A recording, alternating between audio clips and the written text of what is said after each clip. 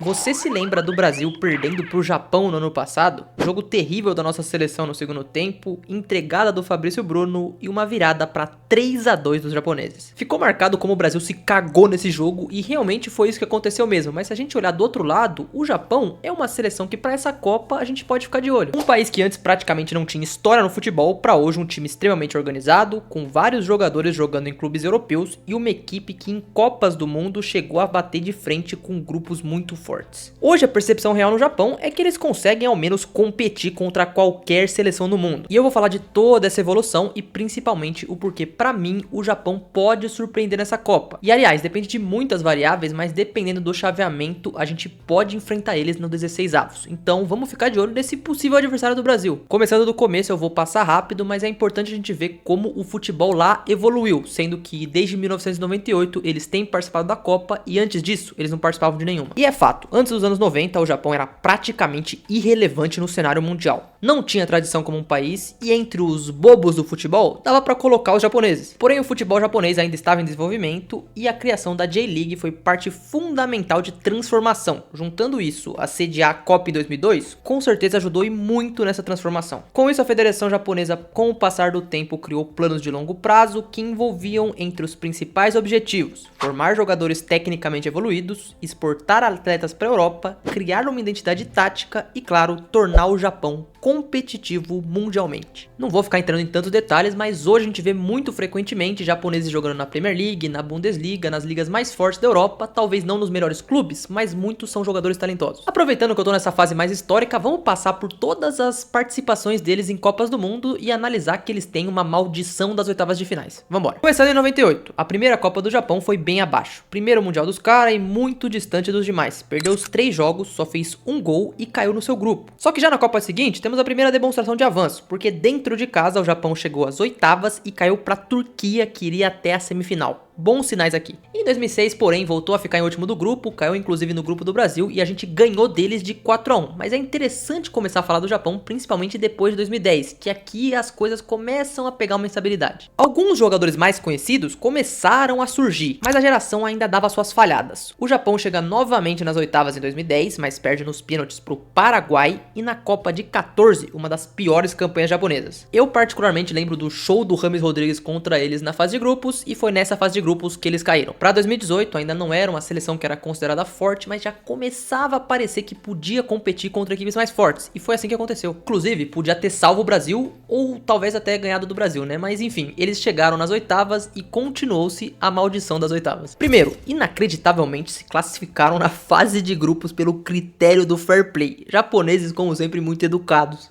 Com nas oitavas de final, enfrentando a forte geração belga. E na época, muito provavelmente, a gente pensou que seria um passeio, mas não foi não, foi quase uma das maiores zebras da Copa. No jogo contra os belgas, os japoneses abriram 2-0, parecia que tudo ia dar certo, bateriam um dos times mais fortes e iriam para as quartas contra o Brasil.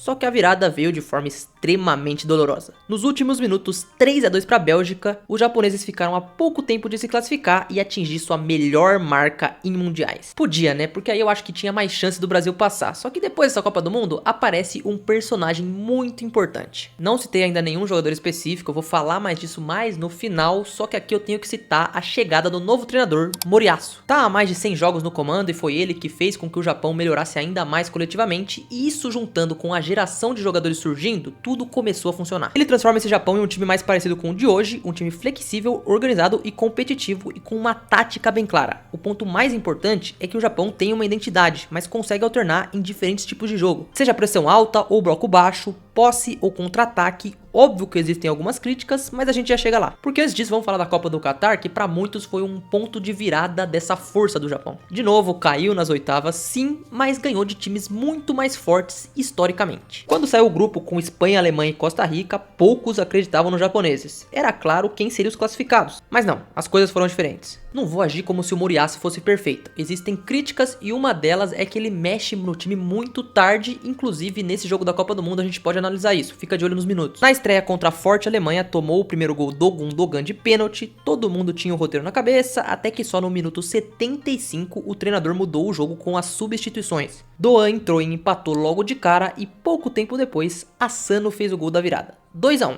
Essa vitória, além de gigante pensando em classificação, fez o mundo olhar pro Japão de outra forma. O problema é que depois foi jogar contra a Costa Rica e perdeu. Aí fica complicado, né? O terceiro jogo era contra a Espanha e o Japão tinha tanto a chance de ficar fora como de se classificar. A Espanha era o time mais forte do grupo e o que aconteceu nesse jogo é inacreditável. Foram os espanhóis que abriram um placar com Álvaro Morata, de novo o Japão precisava reagir e aconteceu. Doan marcou de novo no início do segundo tempo e depois veio um dos lances mais polêmicos dessa Copa. Porque o Mitoma busca a bola quase fora e o Tanaka marcou. Parece que foi fora, mas tem o rolo da câmera, essa bola realmente estava dentro e o Japão venceu de novo por 2 a 1 e terminou em primeiro nesse grupo. Momento histórico da seleção. Vale lembrar que em determinado momento do jogo, o Japão e a Costa Rica estavam se classificando e a Espanha e a Alemanha estavam sendo eliminadas. Acabou que no final foi Japão e Espanha que se classificou, mas é curioso o fato que o Japão ganhou dos grandes e perdeu pro mais fraco. Nas oitavas, porém, de novo podia ter passado e enfrentado o Brasil, só que pegou os dementadores da Croácia e aí você olha o roteiro e é bem parecido com algo que você provavelmente se lembra. O jogo terminou 1 a 1 após a prorrogação, foi pros pênaltis e lá Livakovic foi muito bem e classificou os croatas. Outra eliminação extremamente dolorosa de novo nas oitavas, porém que mesmo assim mostrou que o Japão podia competir. Era um time organizado, mentalidade forte porque passou por 2 viradas, jogava com coragem e tinha jogadores talentosos. Se for analisar e comparar com o Brasil, nas últimas 2 Copas eles caíram pros mesmos times que a gente, então não tá tão longe assim. Brincadeira, mas o ponto é que além de evoluir, o Japão para 2026 ficou melhor ainda. O que eu vou fazer agora é falar um pouco mais das eliminatórias, depois falar dos jogadores que o Japão tem, principalmente os mais interessantes, e no final tentar fazer um prognóstico da Copa. Se liga. Primeiro, houve uma grande decepção em 2023. O Japão era o favorito da Copa da Ásia, mas perdeu pro Irã. Muitos viram isso como excesso de confiança, mas o time também sofreu em bolas aéreas e no jogo físico, surgindo dúvidas sobre se Moriyasu continuava sendo o técnico ideal. A resposta é sim. Vamos falar do ciclo de Copa deles. Para 2026, o grupo da segunda fase nas eliminatórias asiáticas contavam com Coreia do Norte, Síria e Mianmar. Grupo ridículo, né? Não vou ficar entrando nos méritos, mas o Japão aqui dominou, ganhou 4 jogos por 5 a 0 e não tomou nenhum gol. Período também importante para o Moriyasu fazer alguns testes, colocar alguns jogadores para rodar, sendo que na próxima fase ia ter alguns desafios um pouco maiores. Nada demais, mas um pouco maiores. Pegou um grupo que tinha principalmente a Arábia Saudita e a Austrália e lá foi muito bem. Chegou a fazer placar de 7, de 6, venceu a Arábia fora, uma classificação tranquila, enorme superioridade técnica e profundidade no elenco. Calma, aí você pode me falar, nossa, que merda, hein? Ganhou da Austrália e da Arábia Saudita, não é nada demais, não é nenhum time tão forte internacionalmente, só que se a gente olhar os amistosos que o Japão fez, fica parecido com os jogos grandes da Copa de 2022. Se eles ganharam da Alemanha e da Espanha lá atrás, antes da Copa de 2026, eles ganharam de 2 times que também podem chegar longe, ou seja, o Japão pode ser uma surpresa nessa Copa contra alguma seleção que é considerada mais forte. Quando enfrentou o Brasil, por mais que estávamos com o time mesclado, os japoneses foram bem demais no segundo tempo, usando da mentalidade forte que tinham na Copa para virar o jogo em uma blitz muito forte. Óbvio que o Brasil falhou em vários gols, mas teve a virada. E já nesse ano enfrentou a Inglaterra num amistoso em Wembley e venceu por 1 a 0. O que por mais que são só amistosos, mostram que o Japão é sim competitivo. Falando de tática, os japoneses jogam com 3 zagueiros, mas nas alas não são propriamente laterais e sim pontas, o que faz com que eles sejam jogadores extremamente dribladores e que dá uma outra dinâmica de jogar. Por ter uma qualidade técnica muito alta, esses alas driblam em velocidade, conseguem trocar de posição e fazer a transição com mais velocidade. Além disso, quando vai defender, força uma linha de 5, o que fica bem fechado e difícil para os times atacarem por dentro, tem que sempre pelas pontas. Conseguindo assim transicionar entre bloco baixo, médio ou uma pressão alta, e uma das grandes coisas, uma das grandes armas desse time do Japão é essa transição mesmo, porque eles conseguem recuperar a bola rápida e atacar lá na frente em muita velocidade. Muitos gols surgem em contra-ataques porque eles contam com velocidades absurdas pelo lado do campo, contando com um esquema que ajuda a criar superioridade numérica. A pressão também é muito coordenada. O Japão é um time muito coletivo, sabendo quando saltar, quando recuar, e o Maeda é uma peça fundamental nisso. E olha, eu citei só um cara, até agora eu não falei de nenhum jogador ainda, então eu acho que tá na hora de eu começar. Fala óbvio dos principais, como eles agregam pro time e o porquê que essa geração é forte. Mas antes disso, eu vou parar aqui rapidinho pra pedir pra você deixar o seu like e se inscrever aqui no canal, porque tá tendo muito vídeo por aqui, bastante coisa pré-Copa do Mundo, e eu vou continuar fazendo também na Copa. Então, por favor, me dá uma chance. Vamos lá, falar dos jogadores, começar principalmente pelo mais famoso, o Mitoma. É o principal desequilibrante desse time, jogando na Premier League já há algumas temporadas, tendo como arma principal o drible, tanto que a tese universitária dele foi sobre driblar estudando defensores defensores com uma GoPro. É meio bizarro que ele realmente fez isso, mas aparentemente dá certo, porque ele tá na Premier League há muitos anos e ele é bom nesse quesito. Infelizmente a presença dele na Copa virou dúvida nessa última semana, o que é triste porque ele é o grande símbolo dessa seleção. Outro nome importante e um dos mais conhecidos também é Takefusa Kubo. Foi até contratado pelo Real Madrid no passado e foi conhecido quando jovem como Messi japonês. Um jogador canhoto, muito técnico, excelente visão e drible em espaço curto. A queda de desempenho recente dele preocupa, mas é um dos jogadores mais talentosos desse elenco atualmente na Real Sociedade. Daichi Kamada é o jogador que conecta o time, pode atuar como meia ou como segundo volante, muito inteligente e de qualidade na saída de bola. Do lado dele tem o Endo, que é um líder nessa seleção e pelos japoneses é considerado o Kanté japonês jogando no Liverpool. Na zaga, Tomiyasu é o melhor defensor japonês tecnicamente, jogando hoje no Ajax, mas passou pelo Arsenal. Com ele tem também Hiroaki Ito, que hoje joga simplesmente no Bayern de Munique. Não é titular,